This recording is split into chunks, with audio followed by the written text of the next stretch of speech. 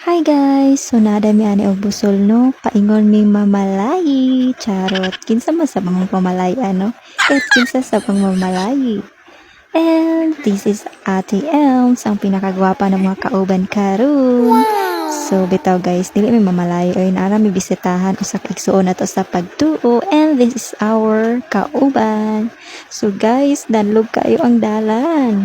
And finally, we are here. So, while nagpaabot og paniudto, tabi-tabi lang sa gamay. And of course, di na mawala tong mga snacks diha, no? Kaya panggutom biyata. And so, mora to guys, pauli na sabi.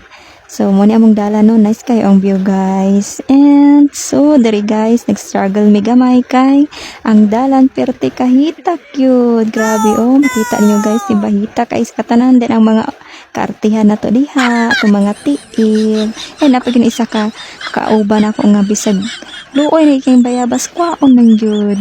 So, muna siya guys, no, ang mga kauban kay naulahi kami, nag-unami.